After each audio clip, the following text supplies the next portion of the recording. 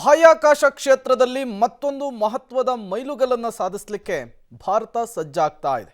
ಇನ್ನೇನು ಕೆಲವೇ ಕ್ಷಣಗಳಲ್ಲಿ ಆದಿತ್ಯ L1 ಮಿಷನ್ಗೆ ಕೌಂಟ್ ಡೌನ್ ಸ್ಟಾರ್ಟ್ ಆಗಿರುವಂತಹದ್ದು. ಆದಿತ್ಯ L1 4 ತಿಂಗಳುಗಳನ್ನು ಪೂರೈಸಿ ಅಜೇಯ ಓಟವನ್ನು ಮುಂದುವರಿಸಲಿದೆ.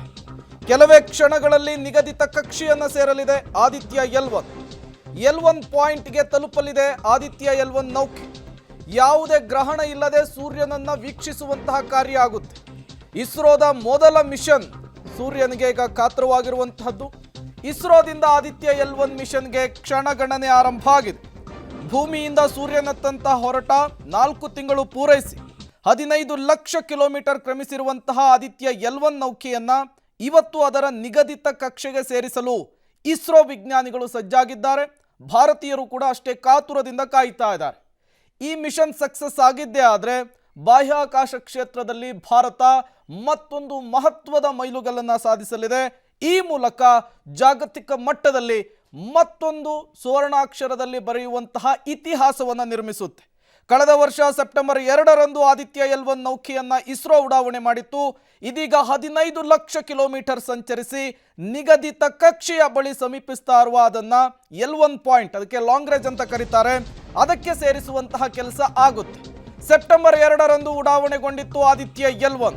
ಇಡೀ ದೇಶವೇ ಅತ್ಯಂತ ಕಾತುರದಿಂದ ಕಾದಂತಹ ಕ್ಷಣ ಅದು. 4 ಹಂತಗಳಲ್ಲಿ L1 ರೇಂಜ್ಗೆ ತಲುಪಿಸುವಂತಹ ಕೆಲಸ ಆಗುತ್ತೆ.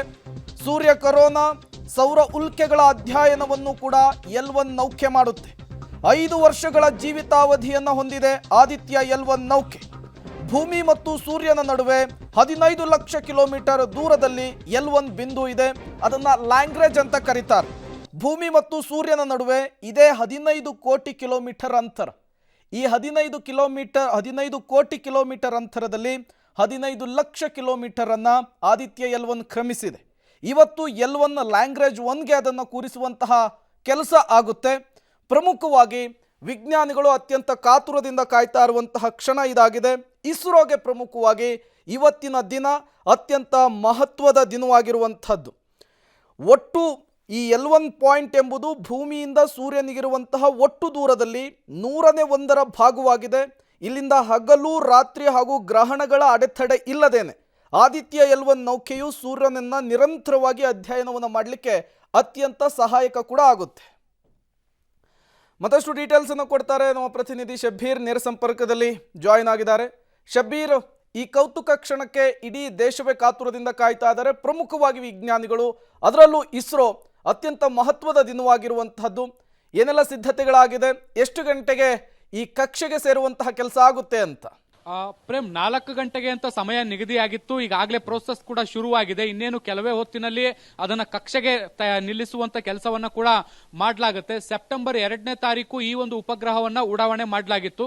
ಒಟ್ಟು ಆದಿತ್ಯ L1 ನಲ್ಲಿ 7 ಪ್ಲೇಲೋಡ್ಗಳನ್ನ ಅಳವಡಿಸಿ ಅದನ್ನ ಸೂರ್ಯನತ್ತ ಕಳಿಸುವಂತ ಕೆಲಸವನ್ನ ಕೂಡ ಮಾಡಲಾಗಿತ್ತು. 7 ಪ್ಲೇಲೋಡ್ಗಳು ಕೂಡ ಬೇರೆ ಬೇರೆ ರೀತಿಯಾದಂತಹ ಕೆಲಸಗಳನ್ನ ಮಾಡ್ತವೆ.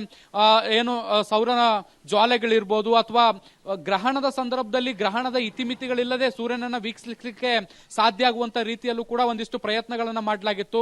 ಮತ್ತೆ ಸೂರ್ಯನ ಮೇಲ್ಮೈ ಅಧ್ಯಯನ ಮಾಡುವಂತದ್ದು, ಮತ್ತೆ ಅದರ ಸೌರಶಕ್ತಿ ಹೇಗೆ ಪ್ರೊಡ್ಯೂಸ್ ಆಗುತ್ತೆ ಅನ್ನುವಂಥದ್ದು ನೋಡುವಂಥದ್ದು, ಜೊತೆಗೆ ಸೂರ್ಯನ ಮೇಲ್ಮೈ ಕಣಗಳ ಹೇಗೆ ವರ್ತನೆ ಇರುತ್ತೆ ಅನ್ನುವಂಥದ್ದು ನೋಡುವಂಥದ್ದು, ಹೀಗೆ ಬೇರೆ ಬೇರೆ ಆಯಾಮಗಳಲ್ಲಿ ಅಧ್ಯಯನವನ್ನು ಮಾಡಲಿಕ್ಕೆ 7 ಪ್ಲೇಲೋಡ್ಗಳನ್ನ ಅಳವಡಿಸಿ ಅದನ್ನ ಆದಿತ್ಯ L1 ಅನ್ನ ಕಳಿಸ್ಕೊಡ್ಲಾಗಿತ್ತು. ಈಗ ಅಂತಿಮವಾಗಿ 15 ಲಕ್ಷ ಕಿಲೋಮೀಟರ್ ಅಂದ್ರೆ ಕಿಲೋಮೀಟರ್ಗಳನ್ನ ಕ್ರಮಿಸಿ ಈಗ ತನ್ನ ಒಂದು L1 ಪಾಯಿಂಟ್ ಏನಿದೆ ಅಲ್ಲಿಗೆ ಈಗ ಅದನ್ನ ತಲುಪಿಸುವಂತ ಹಂತ ಬಂದಿರುವಂತದ್ದು. ಇನ್ನೇನು ಕೆಲವೇ ಹೊತ್ತಿನಲ್ಲಿ ವಿಜ್ಞಾನಿಗಳು ಆ ಒಂದು ಕೆಲಸವನ್ನು ಕೂಡ ಯಶಸ್ವಿಯಾಗಿ ಮಾಡುವಂತ ಸಾಧ್ಯತೆಗಳಿದಾವೆ. ಆ ನಿರೀಕ್ಷೆಗಳಲ್ಲಿ ಈಗಾಗಲೇ ಸಾಕಷ್ಟು ಕೆಲಸಗಳು ಕೂಡ ನಡೀತಾ ಇರುವಂತದ್ದು.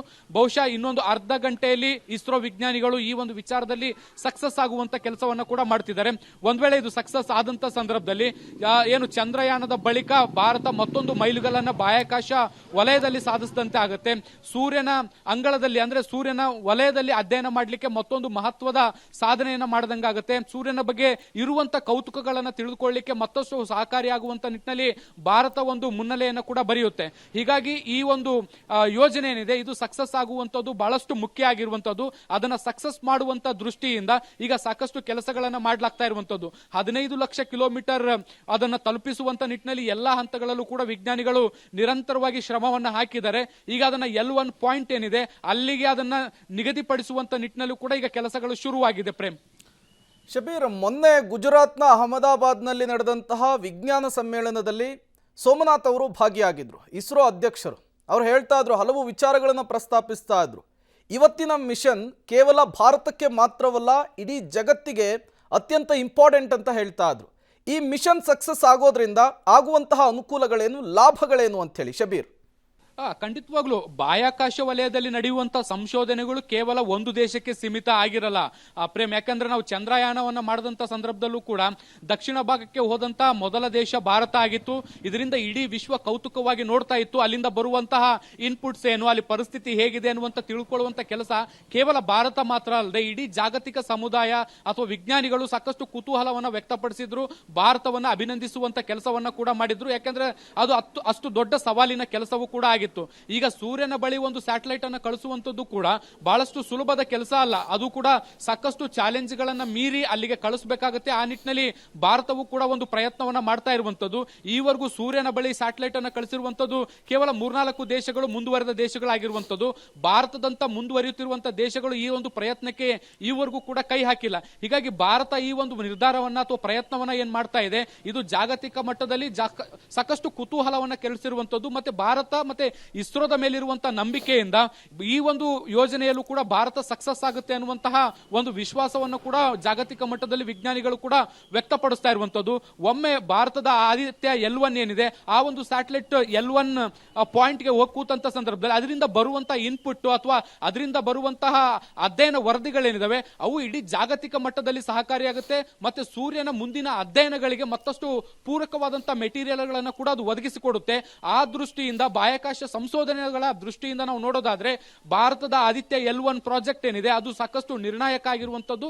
ಹಾಗಾಗಿ ಇಸ್ರೋ ಕೂಡ ಇದನ್ನು ಯಶಸ್ವಿಯಾಗಿ ಮಾಡಿ ಮುಗಿಸಬೇಕು ಅನ್ನುವಂತ ದೃಷ್ಟಿಯಿಂದ ಈ ಒಂದು ಕೆಲಸವನ್ನ ಮಾಡ್ತಾ ಇರುವಂತದ್ದು. ಇದರಿಂದ ಜಾಗತಿಕ ಮಟ್ಟದಲ್ಲಿ ಇಸ್ರೋದ ಮಾನ್ಯತೆ ಮತ್ತಷ್ಟು ಹೆಚ್ಚಾಗುತ್ತೆ. ಮತ್ತೆ ಭಾರತದ ಬಾಹ್ಯಾಕಾಶ ಮಾರುಕಟ್ಟೆಯಲ್ಲೂ ಕೂಡ ಬಹಳಷ್ಟು ದೊಡ್ಡ ಬದಲಾವಣೆಗಳನ್ನು ಕೂಡ ನಾವು ನಿರೀಕ್ಷೆ ಮಾಡಬಹುದು. Prem, okay, thank you Shabir ತಮ್ಮೆಲ್ಲ ಮಾಹಿತಿಗಾಗಿ.